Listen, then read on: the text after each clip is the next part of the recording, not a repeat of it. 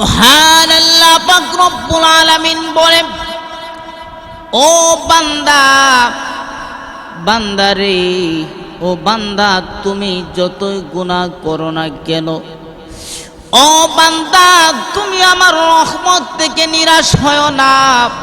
ও বান্দা, আমি আল্লাহ রহমান এবং রহিম গফফার।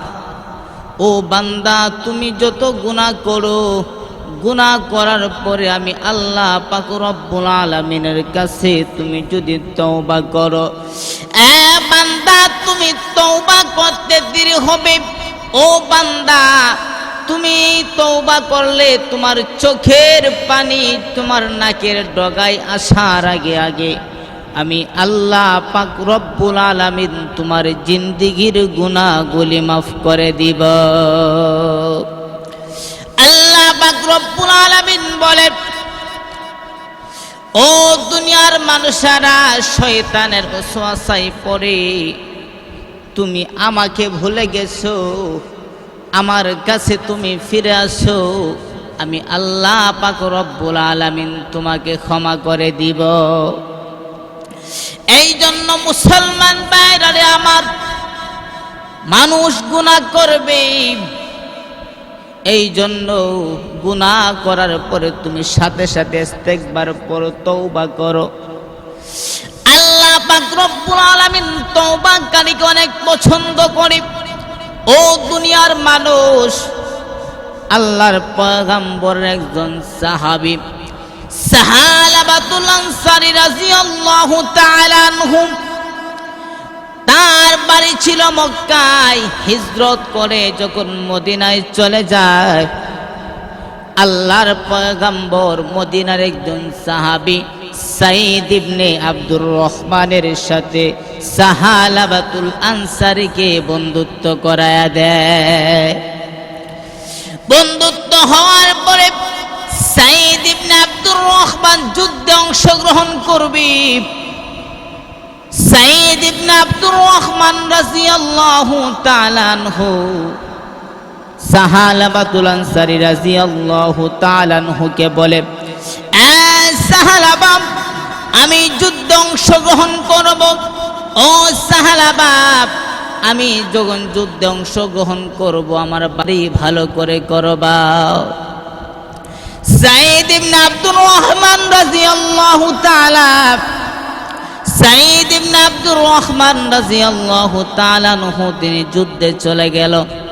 সাহালাবাতুল আনসারী তাকে যখন তার বাসার মধ্যে দিয়ে গেল, সাহালাবাতুল আনসারীকে শয়তান ওয়াসওয়াসা দেয়।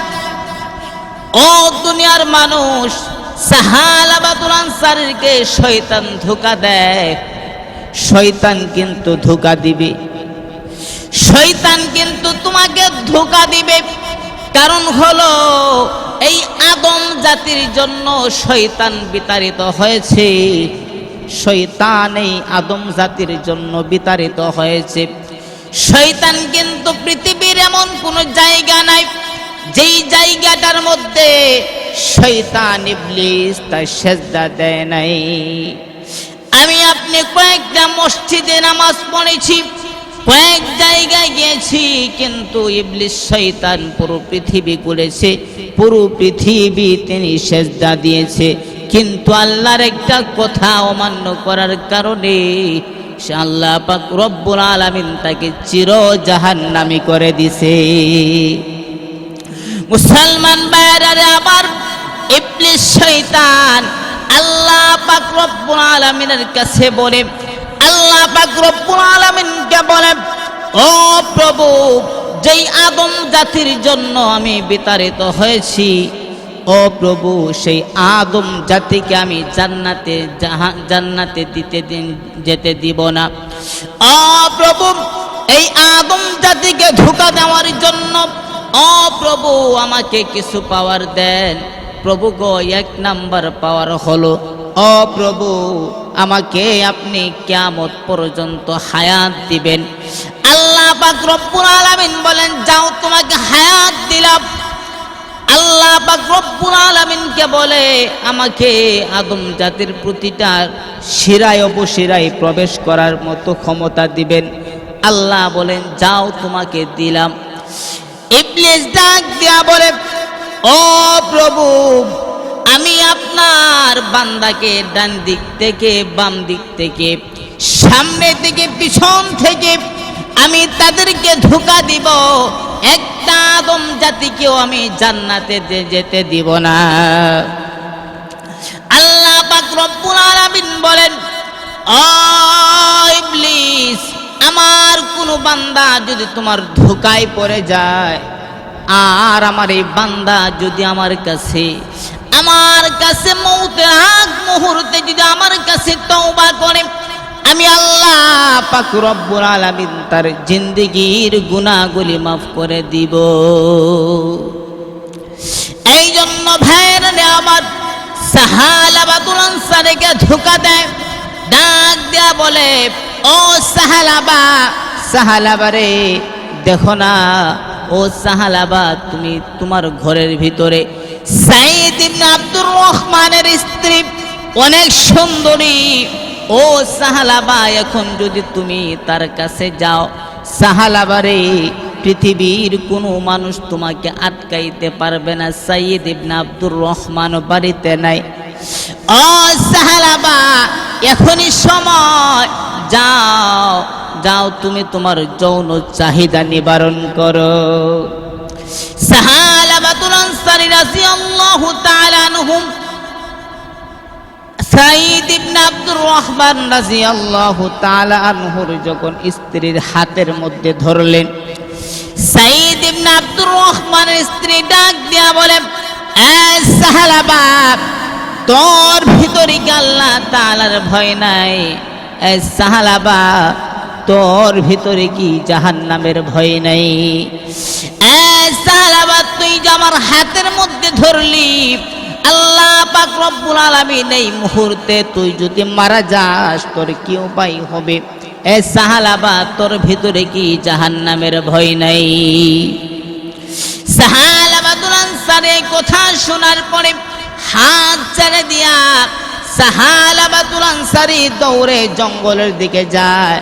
জঙ্গলের দিকে যখন সাহালাবাতুল আনসারী গেল, এই দিক দিয়ে সাইদ ইবনে আব্দুর রহমান রাদিয়াল্লাহু তাআলা আনহু বাড়ির মধ্যে আসলেন। সাইদ ইবনে আব্দুর রহমান তার বিবিকে ডাক দেয়া বলে, বিবি, সাহালাবা কোথায়? তার বিবি ডাক দেয়া বলে, ও স্বামী, আপনার ভাই সাহালাবা আমার সাথে এই রকম করেছে। ও স্বামী, এই রকম করার পরে আমি তাকে জাহান্নামের ভয় দেখাইছি, দেখানোর পর সে ওই দিক দিয়া জঙ্গলের দিকে চলে গেল। সাইদ ইবনে আব্দুর রহমান রাদিয়াল্লাহু তাআলা আনহু তিনি জঙ্গলের দিকে দৌড় দিলেন। যখন জঙ্গলের দিকে গেল, যাওয়ার পরে দেখে সাহালাবাতুল আনসারী তিনি কান্না করতেছে। সাইদ ইবনে আব্দুর রহমান রাদিয়াল্লাহু তাআলা আনহু ডাক দিয়া বলে, ও সাহালাবা, তুমি যেই কাজটা করেছো মোটেও ভালো করো নাই, এই জন্য তুমি আমানতের খেয়ানত করেছো, এই জন্য মহান রবের কাছে তুমি তওবা করো। সাহালাবাতুল আনসারীকে ডাক দেয়া বলে, ও সাহালাবা, চলো যাই বাড়িতে। সাহালাবাতুল আনসারী ডাক দিয়া বলে, এ সাইদ ইবনে আব্দুর রহমান, ও সাইদ, আমাকে বাড়ির মধ্যে নিয়ে যেও না। যদি আমাকে নিতে চাও তাহলে আবু বকরের দরবারে আমাকে নিয়ে যাও। সাইদ ইবনে আব্দুর রহমান রাদিয়াল্লাহু তাআলা আনহু রশি বেঁধে সাইদ ইবনে আব্দুর রহমান সাহালাবাতুল আনসারীকে বাইধা আবু বকরের কাছে যখন নিয়ে যাওয়া হলো, আবু বকর রাদিয়াল্লাহু তাআলা আনহুকে ডাক দিয়া বলে, ও ভাই আবু বকর, আমি আমানতের খেয়ানত করেছি, আমার কি মাফ হবে নাকি? আবু বকর রাদিয়াল্লাহু তাআলা আনহু ডাক দিয়া বলে, এ সাহালাবা, জানি না তোমার মাফ হবে কিনা। ও সাহালাবা, তুমি এই মুহূর্তে আমার ঘর থেকে বের হয়ে যাও। সাহাবাতুল আনসার রাদিয়াল্লাহু তাআলা আনহুম সাইদ রাদিয়াল্লাহু তাআলা আনহুকে বলে, হে সাইদ, আমাকে উমরের কাছে নিয়ে চলো। উমরের কাছে যখন নিয়ে যাওয়া হলো, উমর রাদিয়াল্লাহু তাআলা আনহুকে যখন বললেন, ও ভাই উমর, আমি বড় অপরাধ করেছি, আমি আমানতের খেয়ানত করেছি, ও ভাই উমর, আমি কি ক্ষমা পাবো নাকি? উমর রাদিয়াল্লাহু তাআলা আনহু ডাক দিয়া বলে, এ সাহাবা, তুমি ক্ষমা পাও কি তা জানি না, এই মুহূর্তে তুমি আমার ঘর থেকে বের হয়ে যাও। মুসলমান ভাইরা, আবার সাহাবাতুল আনসারে বলে, সাইদ, আমাকে আলীর কাছে নিয়ে চলো। আলীর কাছে যখন নিয়ে যাওয়া হলো, আলী রাদিয়াল্লাহু তাআলা আনহুকে বলে, ও আলী, ও ভাই আলী, আমি বড় অপরাধ করেছি, আমি আমানতের খেয়ানত করেছি, আল্লাহ আমাকে মাফ দিবেনি। আলী রাদিয়াল্লাহু তাআলা আনহু ডাক দিয়া বলে, এ সাহাবা, আল্লাহ মাফ দিবে কি তা জানি না, ও সাহাবা, তুমি এই মুহূর্ত থেকে, এই মুহূর্তে আমার বাসা থেকে বের হয়ে যাও।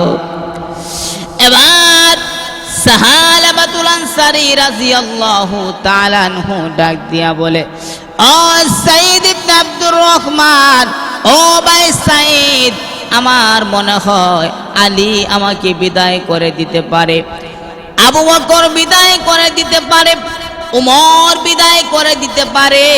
আমার বিশ্বাস আল্লাহর রাসূল পয়গম্বর বিশ্ব নবী আমাকে বিদায় করবে না। আমাকে এই মুহূর্তে আল্লাহর পয়গম্বরের কাছে নিয়ে যাও। আল্লাহর পয়গম্বরের কাছে যখন নিয়ে যাওয়া হলো, আল্লাহর পয়গম্বরকে ডাক দেয়া বলে, ইয়া রাসূলুল্লাহ, ইয়া হাবিবাল্লাহ, নবী গো, আমি বিশাল বড় একটা অপরাধ করেছি, আমানতের খেয়ানত করেছি, ও নবী, আমার কি কোনো মাফ হবে নাকি? আল্লাহর পয়গম্বর বলে, এ সাহাবা, তোমার মাফ হবে কিনা জানি না, তুমি জঘন্যতম একটি অপরাধ করেছো, অনেক বড় অপরাধ করেছো। এ সাহাবা, তুমি এই মুহূর্তে আমার বাসা থেকে বের হয়ে যাও। সাহাবাতুল আনসারী রাদিয়াল্লাহু তাআলা আনহু ডাক দিয়া বলে, এ সাইদ, আমাকে রশি ছেড়ে দে। এ ভাই সাইদ, আমার রশি ছেড়ে দে, আমি আমার মুখ আর কোনোদিন মদিনায় দেখাবো না। সাইদ ইবনে আব্দুর রহমান রশি ছেড়ে দিল।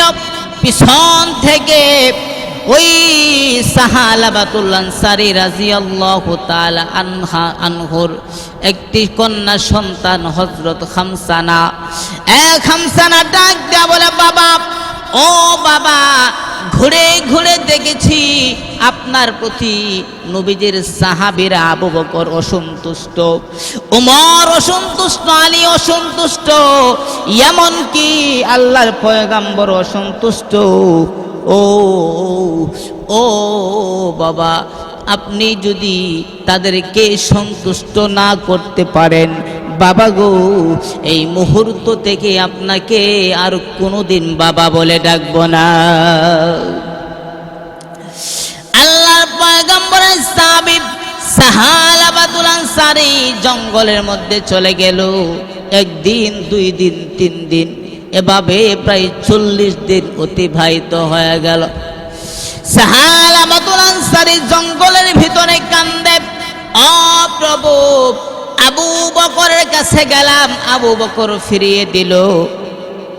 উমরের কাছে গেলাম, উমর ফিরায়া দিল। আলীর কাছে গেলাম, আলী ফিরায়া দিল।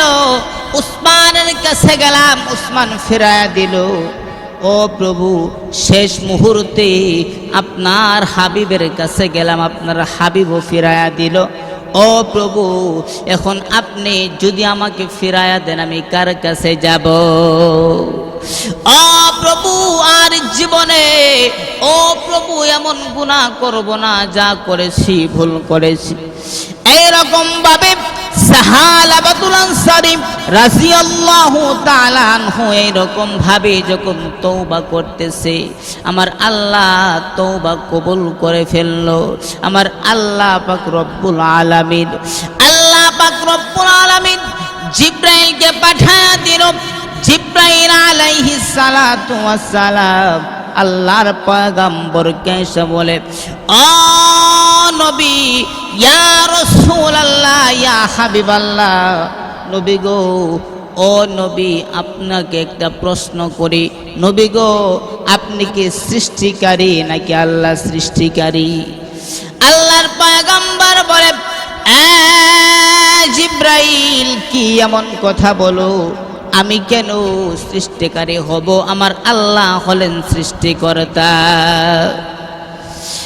জিব্রাইল আলাইহিস সালাতু ওয়াস সালাম ডাক দিয়া বলে, নবী, ইয়া রাসূলুল্লাহ, ইয়া হাবিবাল্লাহ, নবী গো, আপনি কি মানুষকে ক্ষমা করবেন নাকি আল্লাহ ক্ষমা করবে? আল্লাহর পয়গম্বর বলে, ও জিব্রাইল, আমি কেন ক্ষমা করব? আল্লাহ পাক রব্বুল আলামিন তো আমাকে ক্ষমা করবে। জিব্রাইল আলাইহিস সালাতু ওয়াস সালাম ডাক দিয়া বলে, ইয়া রাসূলুল্লাহ, ইয়া হাবিবাল্লাহ, নবী গো, আপনার কাছে আপনার একজন সাহাবী এসেছিল। আসার পর আপনার সাহাবীকে ফিরাইয়া দিছেন। ও নবী, আপনি খুঁজে বের করেন আপনার সাহাবী সাহালাবাতুল আনসারীকে মহান আল্লাহ পাক রব্বুল আলামিন তার তওবা কবুল করে তার জিন্দেগীর গুনাহগুলি মাফ করে দিছে। আল্লাহর পয়গম্বর সাহাবীদেরকে ডাক দেয়া বলে, ও সাহাবীরা, কে সাহালাবাতুল আনসারীকে খুঁজতে যাইবা? আবু বকর রাদিয়াল্লাহু তাআলা আনহু বলে, ইয়া রাসূলুল্লাহ, ইয়া হাবিবাল্লাহ, নবী গো, আপনি আমাকে পারমিশন দেন, আমি যাব। ওমর রাদিয়াল্লাহু তাআলা আনহু বলে, ইয়া রাসূলুল্লাহ, আমাকে পারমিশন দেন, আমি যাব। আলী রাদিয়াল্লাহু তাআলা আনহু বলে, ইয়া রাসূলুল্লাহ, আপনি আমাকে পারমিশন দেন, আমি যাব। এবার একজন বৃদ্ধ সাহাবী হযরত সালমান ফারসি রাদিয়াল্লাহু তাআলা আনহু তিনি বলেন, নবী গো, আমি মুরব্বী মানুষ, আমি যদি সাহালাবাকে বলি তাহলে আমার কথা শুনবে, আমাকে পারমিশন দেন। আল্লাহর নবী তাদের সবাইকে পারমিশন দিল। তারা সবাই সাহালাবাতুল আনসারী রাদিয়াল্লাহু তাআলা আনহুকে খুঁজতে লাগলো। সাহালাবাতুল আনসারীকে খুঁজতে খুঁজতে সীমান্ত এলাকায় চলে গেল। মানুষকে জিজ্ঞেস করে, ওই রকম তার গায়ের রং এইরকম এমন একটা লোককে তোমরা দেখছনি? ওই লোকগুলি বলেন, না, এমন লোক দেখি নাই, তবে গভীর রজনীতে একটা লোক পাহাড়ের ভিতরে কান্না করে, কান্নার আওয়াজে আমরা ঘুমাইতে পারি না। এই ব্যক্তি এমন ভাবে কান্না করে, এই ব্যক্তির কান্নার আওয়াজে আমরা জঙ্গলের মধ্যে যখন আমাদের গরু মহিষ বকরিগুলিকে দিয়ে আসি, তারা পর্যন্ত ঘাস খায় না, তারা পর্যন্ত কান্না করে। এবার ডাক দেয়া বলে, ওই লোকটা কোথায়? তখন বলতেছে, ওই যে পাহাড়ের গুহায়, ওই যে পাহাড়ের উঁচুতে তিনি বসে বসে কান্না করে। আবু বকর রাদিয়াল্লাহু তাআলা আনহু গেলেন, গিয়ে দেখে সাহালাবাতুল আনসারী কান্না করে। এবার আল্লাহর পয়গম্বরের সাহাবী আবু বকর রাদিয়াল্লাহু তাআলা আনহু বলে, সাহালাবাতুল আনসারী মাথা উঠাও, সাহালাবাতুল আনসারী মাথা উঠাও। সাহালাবা, আল্লাহর পয়গম্বর বলেছে তোমাকে নিয়ে যাওয়ার জন্য। সাহালাবাতুল আনসারী রাদিয়াল্লাহু তাআলা আনহু বলে, আবু বকর, না না, তোমার কথায় আমি যাব না। আবু বকর, তোমার কাছে গিয়েছিলাম, তুমি আমাকে ফিরিয়ে দিছিলা। এবার ওমর রাদিয়াল্লাহু তাআলা আনহু বলে, এ সাহাবা, ও সাহাবা আসো, তোমাকে আমি নেওয়ার জন্য আসছি। সালমান ফারসি রাদিয়াল্লাহু তাআলা আনহু বলে, এ সাহাবা, আমি বৃদ্ধ সাহাবী, আমি বলতেছি তুমি চলে আসো। তারা নিয়া ফজরের সময় হয়ে গেল। ফজরের সময় যখন হয়ে গেল, এমন সময় আল্লাহর পয়গম্বর নামাজের ভিতরে দাঁড়ায় গেলেন। আল্লাহর পয়গম্বর নামাজে দাঁড়ায় গেল। প্রথম রাকাত, দ্বিতীয় রাকাতে আল্লাহর পয়গম্বর আল হাকুমুত তাকাসুর পড়তেছে। এমন সময় পিছন থেকে একটা বিকট শব্দ হইতেছে। দুইবার বিকট একটা শব্দ হয়। দুইবার শব্দ হওয়ার পর আল্লাহর পয়গম্বর যখন সালাম ফিরাইলেন, সালাম ফিরানোর পরে আল্লাহর পয়গম্বর তাকায় দেখে সাহালাবাতুল আনসারী তিনি নিচের মধ্যে পড়ে আছে। এমত অবস্থায় আল্লাহর পয়গম্বর বলতেছেন, ও সাহাবারা, তার মাথার মধ্যে পানি ডালো। সাহাবীদের মধ্যে একজন ছিল ডাক্তার, তিনি তার হাত পরীক্ষা করে বলতেছে, নবী গো, আর তারকে পানি ডাললে কোনো কাম হবে না। ও নবী, সাহালাবা দুনিয়া থেকে বিদায় হয়ে গেছে। আল্লাহর পয়গম্বর সাল্লাল্লাহু আলাইহি ওয়াসাল্লাম জানাজার জন্য তাকে প্রস্তুত করা হলো। তার মেয়েটা খামসানা আয়েশা বলে, ইয়া বাবা, আমি বলেছিলাম আপনি যতদিন সাহাবীদেরকে সন্তুষ্ট না করতে পারবেন, যতদিন আপনার উপরে নবীজি সন্তুষ্ট না হবে, ততদিন পর্যন্ত আপনাকে বাবা বলে ডাকবো না। ও বাবা, আজকে আপনি সবাইকে সন্তুষ্ট করছেন। ও বাবা, আজকে আপনি আমাকে ছেড়ে চলে গেলেন।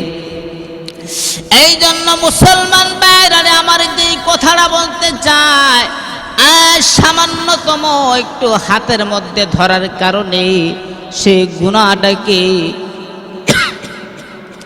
গুনাহটাকে গুনাহ মনে করে সে এমনভাবে কান্না করতেছে।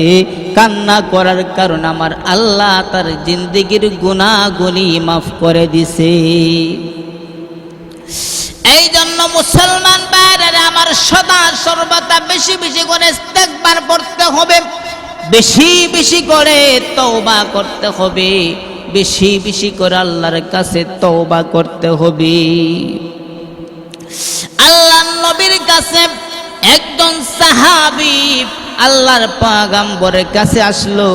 আল্লাহর পয়গম্বরকে বলতেছে, ইয়া রাসূলুল্লাহ, ইয়া হাবিবাল্লাহ, ওগো আল্লাহর হাবিব, আমি আপনার কাছে এসেছি। নবী গো, আপনি আমাকে পবিত্র করে দেন। আল্লাহর পয়গম্বর বলেন, যাও আল্লাহর কাছে তওবা করো আর ইস্তেগফার পড়ো। আল্লাহর কাছে তওবা করো আর ইস্তেগফার পড়ো। ওই সাহাবী চলে গেল। চলে যাওয়ার পর ওই সাহাবী মনে মনে চিন্তা করতেছে, আল্লাহর নবীকে বললাম পবিত্র করার জন্য, আর আল্লাহর পয়গম্বর বলতেছে তওবা ইস্তেগফার পড়ার জন্য। তিনি সন্তুষ্ট নয়, আবার তিনি ঘুরে আল্লাহর পয়গম্বরের কাছে আসলো। আল্লাহর পয়গম্বর ডাক দিয়া বলে, ও নবী গো, আপনি আমাকে পবিত্র করে দেন। এবার আল্লাহর পয়গম্বর বলেন, আপনি বেশি বেশি করে তওবা করো এবং ইস্তেগফার পড়ো, যাও চলে যাও। এবার সাহাবী চলে আসলো। আবার তৃতীয়বার আবার গেলেন। আল্লাহর পয়গম্বরকে বলতেছে, ইয়া রাসূলুল্লাহ, ইয়া হাবিবাল্লাহ, নবী গো, আমাকে আপনি পবিত্র করে দেন। আল্লাহর পয়গম্বর বলে, যাও ইস্তেগফার পড়ো, তওবা করো। এবার সাহাবী চলে গেল। চলে যাওয়ার পর চতুর্থবার যখন আবার আসলেন, চতুর্থবার আসার পরে এবার আবার বলতেছে, ইয়া রাসূলুল্লাহ, ইয়া হাবিবাল্লাহ, নবী গো, আপনি আমাকে পবিত্র করে দেন। এবার আল্লাহর পয়গম্বর তওবা ইস্তেগফারের কথা বলে নাই, এবার আল্লাহর পয়গম্বর সাল্লাল্লাহু আলাইহি ওয়াসাল্লাম বলেন, ও সাহাবী, কিসে থেকে কি থেকে তোমাকে পবিত্র করব? সাহাবী বলতেছে, ইয়া রাসূলুল্লাহ, ইয়া হাবিবাল্লাহ, নবী গো, আমি জিনা করেছি, জিনা থেকে আপনি আমাকে পবিত্র করে দেন। আল্লাহর পয়গম্বর সাহাবীদেরকে বলতেছে, ও সাহাবীরা, তাকে জিজ্ঞেস করো সে বিবাহিত নাকি অবিবাহিত। যদি অবিবাহিত হয় তাহলে তাকে 100 দুর্রা মারো, আর যদি সে বিবাহিত হওয়ার পরে জিনা করে থাকে তাহলে তাকে পাথর নিক্ষেপ করে দুনিয়া থেকে বিদায় করে দাও। এবার লোকটি বিবাহিত, তাকে পাথর মারা হলো। পাথর মারার পরে লোকটি মারা গেল। মারা যাওয়ার পরে সাহাবীদের মধ্যে কিছু সাহাবীরা বলতেছে, আল্লাহর পয়গম্বর তাকে বিদায় করে দিয়েছে, তারপরেও সে নিজে কেন এসে ধরা খাওয়ার পরে সে মৃত্যুবরণ করলো। আর একজন সাহাবীরা বলতেছে, সে নিজেকে তওবা করত, তওবা করার পর সে দুনিয়া থেকে বিদায় হয়ে গেছে, সে জান্নাতি হবে। এইরকম ভাবে দুই ভাগে যখন বিভক্ত হয়ে গেল, এইভাবে যখন তারা সমালোচনা আলোচনা করে, তখন আল্লাহর পয়গম্বর কিছুদিন পরে আসার পর আল্লাহর পয়গম্বর যখন এই কথাগুলি শুনে, আল্লাহর পয়গম্বর বলেন, ও সাহাবীরা, আমার সাহাবী ওই লোকটার জন্য তোমরা দোয়া করো। ওই লোকটা আল্লাহর কাছে এমন ভাবে তওবা করেছে, আমার আল্লাহ পাক রব্বুল আলামিন তার তওবাটাকে কবুল করে তার জিন্দেগির গুনাহগুলি মাফ করে দিছে। এই জন্য মুসলমান ভাইরা, আমার যেই কথাটা বলতেছিলাম, যখন তুমি গুনাহ করবা সাথে সাথে ইস্তেগফার পড়ো, ইস্তেগফার পরে তুমি তওবা করো। ও দুনিয়ার মানুষেরা, বনি ইসরাইলের যুগে, বনি ইসরাইলের জমানায় এক লোক তার জীবনে, সারা জীবনে কোনোদিন একটা ভালো কাজ করে নাই, জীবনে কোনো একটা ভালো কাজ করে নাই। মৃত্যু শয্যায় উপনীত হয়ে গেল, মৃত্যু শয্যায় উপনীত হয়ে গেল, মৃত্যু যন্ত্রণায় ছটফট করতেছে। ওই লোকটা তার বাচ্চা সন্তানদেরকে ডাইকা বলে, ও আমার সন্তানেরা, আমি মনে হয় বাঁচব না। ও আমার সন্তানেরা, আমি যদি মারা যাই তাহলে তোমরা আমাকে কবর দিবা না, আমারকে তোমরা পুড়িয়ে ফেলবা। শুধু পুরানোর পরে আমাকে দুই ভাগ করবা, এক ভাগ ছাই বাতাসের সাথে উড়াইয়া দিবা, আর এক ভাগ ছাই পানির মধ্যে ফেলে দিবা। ওই লোকটা যখন মারা গেল, মারা যাওয়ার পর তার সন্তানেরা তাকে পোড়ানোর পরে এক ভাগ ছাই জমিনের মধ্যে বাতাসের মধ্যে উড়াইয়া দিছে, আর এক ভাগ ছাই তারা পানির মধ্যে ফেলে দিছে।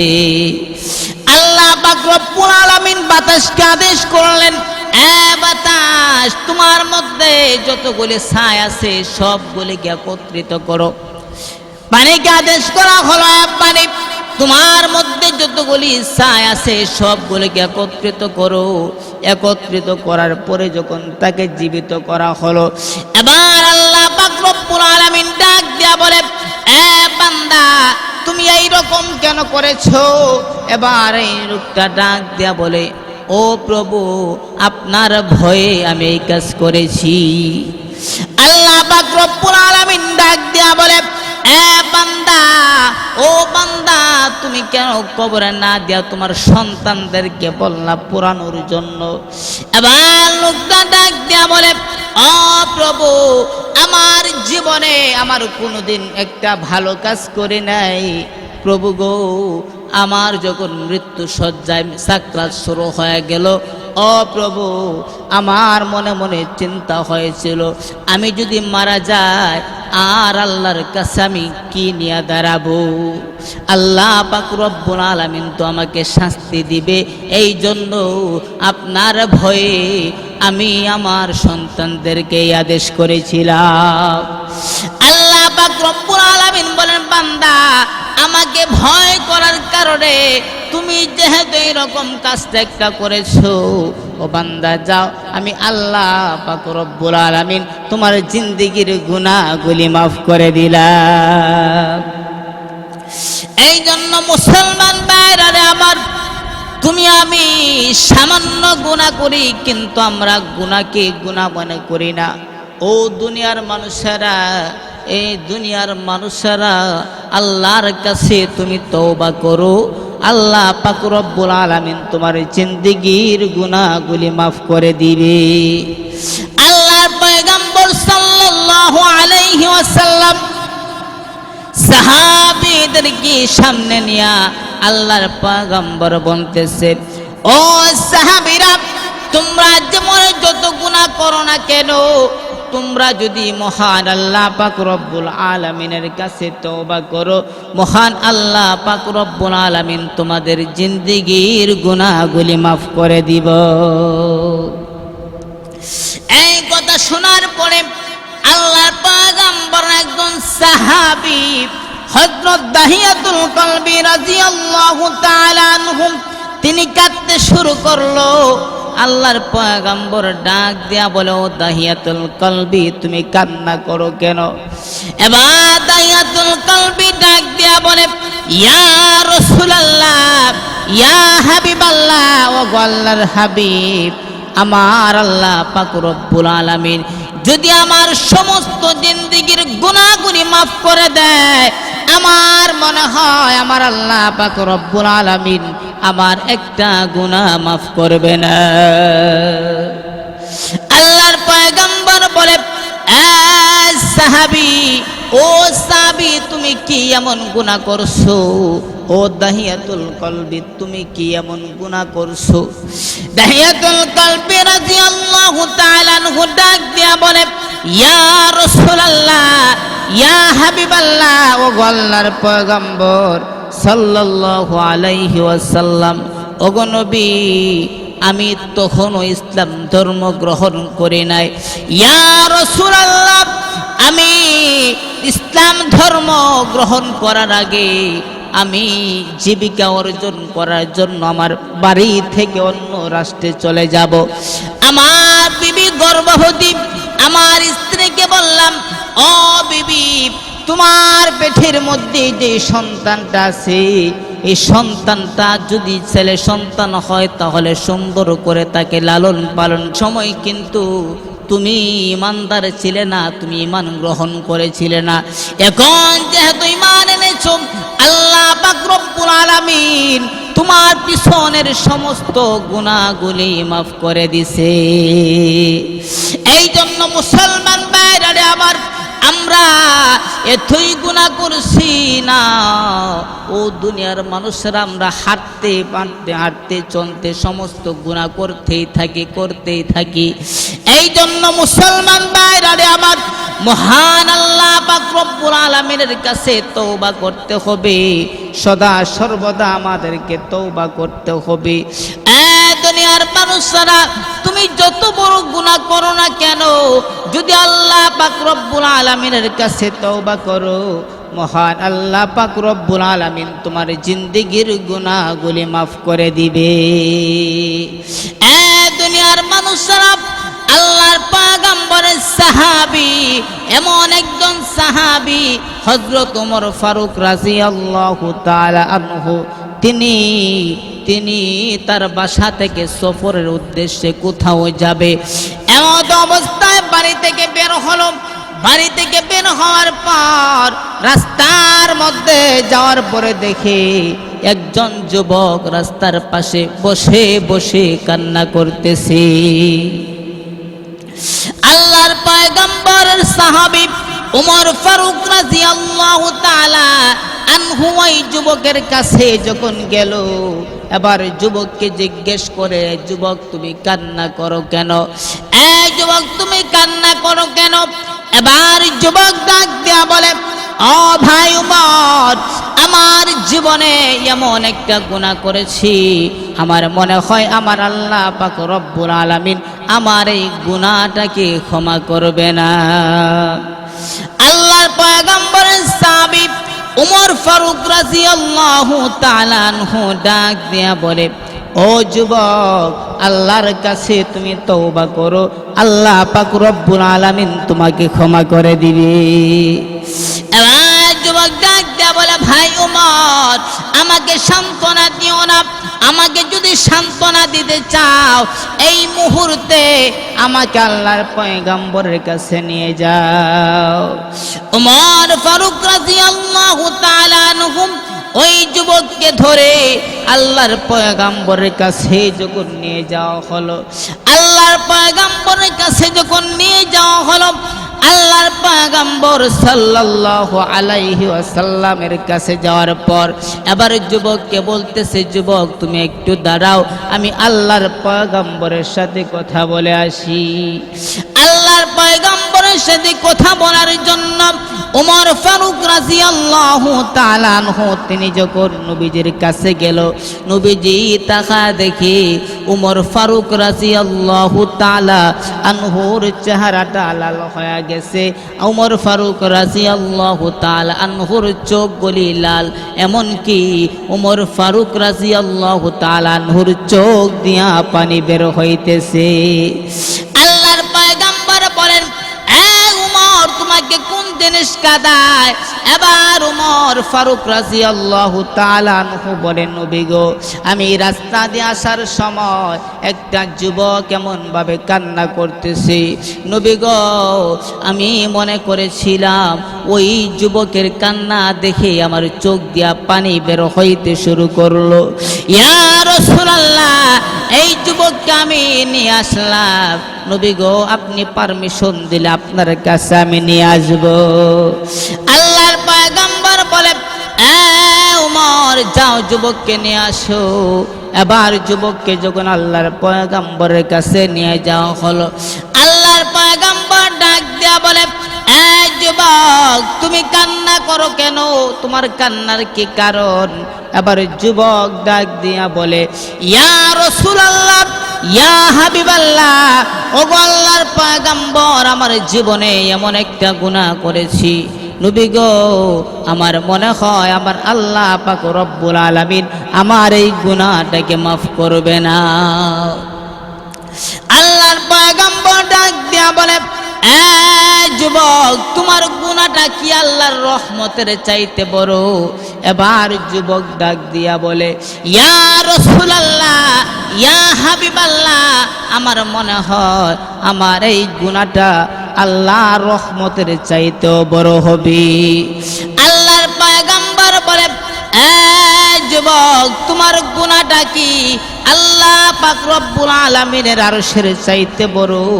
এবার যুবক ডাক দিয়া বলে, ইয়া রাসূলুল্লাহ, ইয়া হাবিবাল্লাহ, ওগো আল্লাহর হাবিব, আমার মনে হয় আমার গুনাহটা আল্লাহর আরশের চাইতে বড় হবে।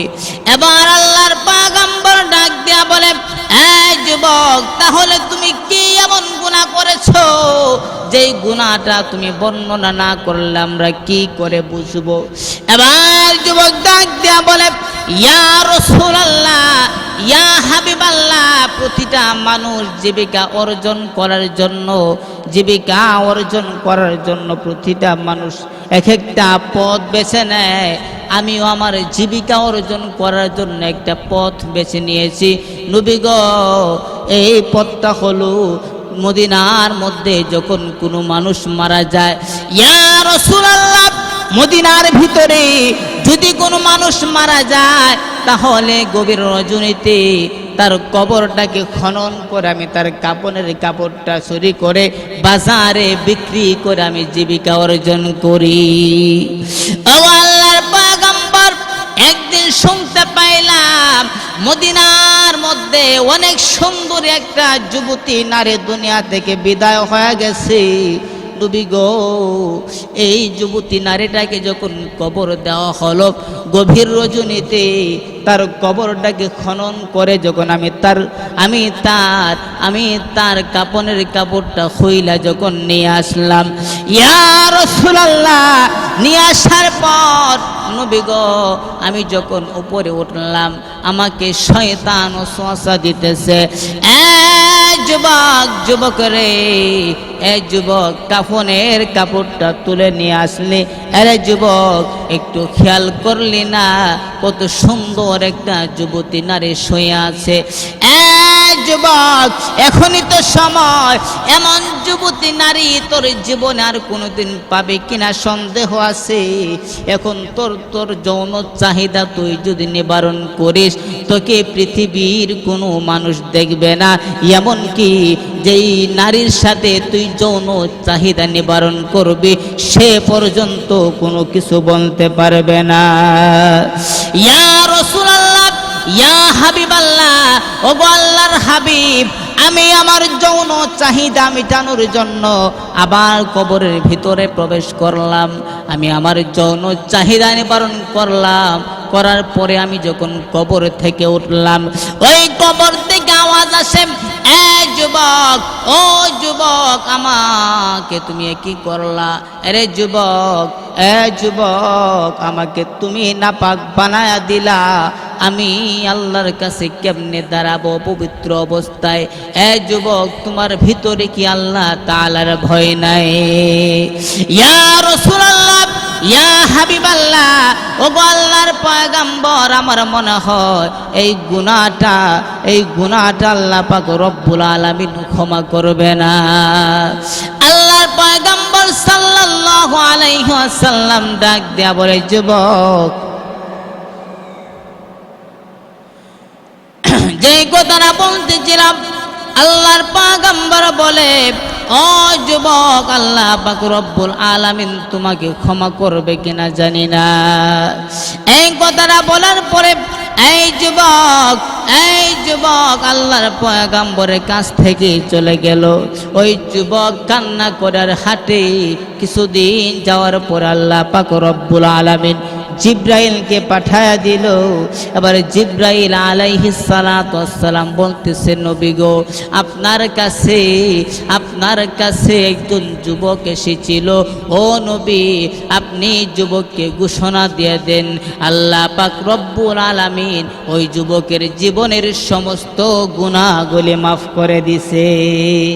এই জন্য মুসলমান ভাইরা আমার, ও দুনিয়ার মানুষেরা, এই দুনিয়ার মানুষেরা, আমরা কিন্তু এত বড় জঘন্যতম গুনাহ করি নাই। ও দুনিয়ার মানুষেরা, এই জন্য যা গুনাহ করছি এই গুনার দিকে অনুতপ্ত হইয়া যদি আল্লাহর কাছে তওবা করো, আমার আল্লাহ পাক রব্বুল আলামিন তোমার জিন্দেগীর গুনাহগুলি মাফ করে দিবে। এই জন্য মুসলমান ভাইরা আমার, আমাদের কোন প্রতিজ্ঞা থাকবে? গুনাহ থেকে বেঁচে থাকা, যথাসম্ভব গুনাহ থেকে বেঁচে থাকতে হবে। যদি আমাদের দ্বারা কোনো গুনাহ হয়ে যায়, সাথে সাথে ইস্তেগফার পড়ে আল্লাহর কাছে তুমি তওবা করো। আল্লাহ পাক রব্বুল আলামিন বলে, বান্দা, তুমি যখন আমার কাছে তওবা করবা, তোমার তওবা করার পরে তোমার চোখ দিয়া যদি মাছির মাথা পরিমাণ পানি যদি চোখ দিয়া বের হয়ে আসে, আর এই পানি তোমার নাকের ডগায় আসার আগে আগে আমি আল্লাহ পাক রব্বুল আলামিন তোমার জিন্দেগীর গুনাহগুলি মাফ করে দিব। এই জন্য সদা সর্বদা আমাদেরকে আল্লাহ পাক রব্বুল আলামিনের কাছে তওবা করতে হবে, ইস্তেগফার করতে হবে। আল্লাহ পাক রব্বুল আলামিন আমাদের সবাইকে আমল করা এবং বুঝার তৌফিক দান করুক। সবাই বলে আমিন। ওয়া আখির দাওয়ানা আনিল হামদুলিল্লাহি রাব্বিল আলামিন।